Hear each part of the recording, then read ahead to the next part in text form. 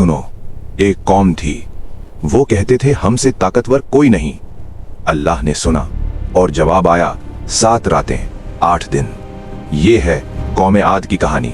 हजरत नूह के बाद एक और कौम आद अहकाफ की रेतों में रहते थे।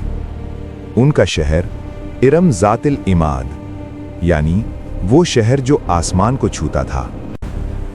कुरान कहता है जिन जैसे लोग कभी पैदा नहीं हुए। लंबाई 20 फीट, जिस्म पत्थर से ज्यादा मजबूत। ये इंसान नहीं लगते थे, मगर थे तो इंसान ही। ताकत थी तो गुरूर भी आया। वो कहते हवा हमारी गुलाम है। फिर अल्लाह ने अपना नबी भेजा, हजरत हूद अलैहिस्सलाम।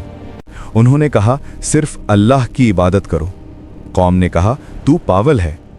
उन्होंने कहा O people, I am a clear warner to you, so fear Allah and obey me. मैं अजाब से डरा रहा हूं। कौम हंसा, कहने लगे तेरी बात में दम होता हमारे महल गिर गए होते। फिर अल्लाह ने सुना। अजाब सीधा नहीं आया, पहले आया खामोशी। 3 साल एक बूंद बारिश नहीं। नदियां सूख गईं, बाग जल गए। पहले साल हंसे, कहा हम ताकतवर हैं। दूसरे साल प्यास ने जबानें सुखा दी। तीसरे साल वो हंसी गुम हो गई। फिर 3 बादल नजर आए, एक लाल, एक सफेद, एक काला। उन्होंने काला चुना, उसमें पानी नहीं था, कहर था। फिर आया अल्लाह का फैसला। सूरह हक्का 69 से 7 तक। उन्हें तबाह किया गया सख्त गरजदार आंधी से, जो 7 रातें और 8 दिन मुसलसलन चली। 7 रातें 8 दिन, रुका नहीं।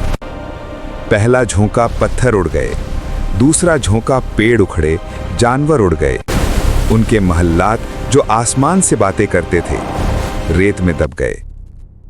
तीसरा झोंका, इंसान उड़ गए। 7 रातें 8 दिन, फिर सन्नाटा। मगर अल्लाह ने उन लोगों को बचा लिया जो हजरत हूद अलैहिस्सलाम के साथ ईमान लाए थे। उन्हें पहाड़ों की गार में पनाह दी।